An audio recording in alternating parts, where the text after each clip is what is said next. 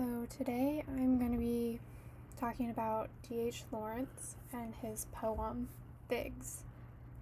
So first I'm going to give a little background on D.H. Lawrence. So the D.H. stands for David Herbert, and he was born in a mining village in Eastwood, Nottinghamshire, England on September 11th in 1885. His parents didn't have a happy marriage because his mother was more educated than his father, and Lawrence often sided with his mother in disputes because he resented his father's drunken behavior. Later in life, Lawrence admitted to regretting not appreciating his father more because of a distorted childhood. So, going to his education, he obtained a scholarship to attend Nottingham High School and later attended University College Nottingham to earn a teacher's certificate. And with that, he taught in Croydon, which was a neighborhood in London, from 1908 until 1912. Lawrence first published a collection of poems in 1909 and his first novel, The White Peacock, in 1910. He married Frieda von Richthofen Weekly in 1914, shortly after her divorce from her husband, and so they moved to Germany after that. And during World War I, it forced them to go back to England. But Frieda's German heritage and Lawrence's pacifism towards the war were not received well in society, and so, even his 1915 novel, The Rainbow, was immediately banned for indecency, so Lawrence figured, well, this society isn't really working out for me. So after the war, they traveled to Italy, then Australia, then Mexico, then back to Italy, and then the south of France, where Lawrence died of tuberculosis at age 44 in 1930. It's also important to note that Lawrence's work was not favored by critics when he was alive. He was often met with persecution and censorship because of the sexual and instinctive nature of his works. So, before I get into Figs, I want to talk about the collection that it was first published in. It was published in a collection called Birds, Beasts, and Flowers, which was published in 1923. Lawrence started working on them in Florence in September of 1920 and finished them in February 1923 in New Mexico. He organized the poems into categories within the collection, which were fruits, the revolutionary, the evening land, peace, trees, tropic, southern night, flowers, the evangelistic beast, creatures, reptiles, birds, animals, ghosts, and finally the American eagle.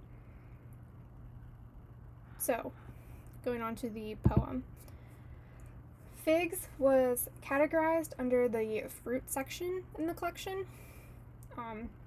It was written in free verse, like the other poems in the collection, and it comes to 81 lines and 23 unstructured stanzas, so there's no real meaning behind how he structured it. The first section of the poem discusses the proper and vulgar ways to eat a fig. One is tender, and the other is kind of violent. Lawrence then transitions with the line, "Every fruit has its secret." The next section discusses the secretiveness of the fig and how that is reminiscent of a woman. Lawrence even mentions how the Italians believe it stands for the female part. And immediately after that, he uses the word yoni, which is Hindu for female genitalia. So, in a way, he's supporting that fact that a fig is representative, basically, of female genitalia. He compares the fig's inward fertilization and flowering to women and says the female should always be secret. He transitions to talking about ripe figs, further comparing them to women by basically saying that when a woman bursts, she dies, though this is not literal. Lawrence probably meant this morally or socially.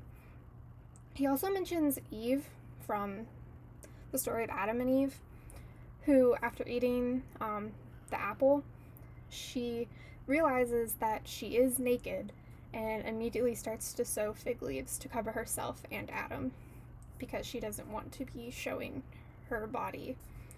The poem ends with the assertion that ripe figs won't keep, and again compares women who show off their bodies to bursting and ripe figs. So the article that I found was by Catherine Stearns, and the whole of the article really dives into the timeline of Lawrence's poetry, like from his first poetry to his very last published works right before his death. So I'm not going to focus on the whole of her article because that's a lot. I just want to focus on basically what she thinks that Lawrence is trying to get at with his poetry, and also specifically what she says about the poem Figs.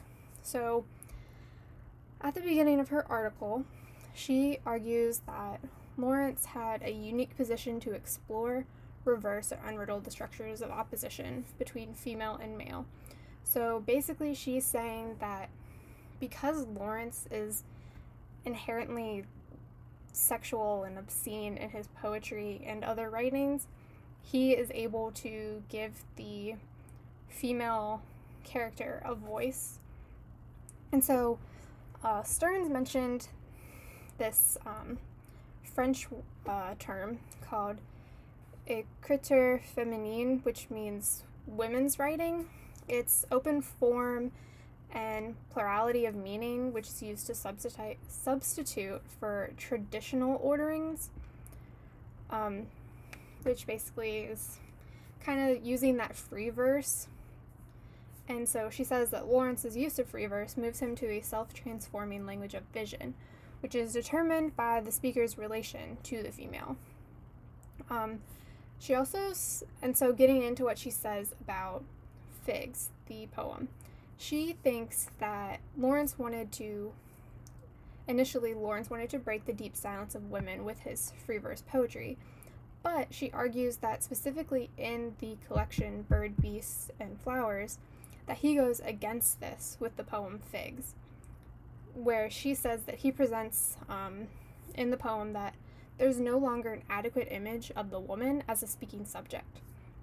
And she further comments that in spite of his theoretical attempts to transcend inauthentic language, Lawrence presents us here with no vision of wholeness, but with stereotypes congealed in language.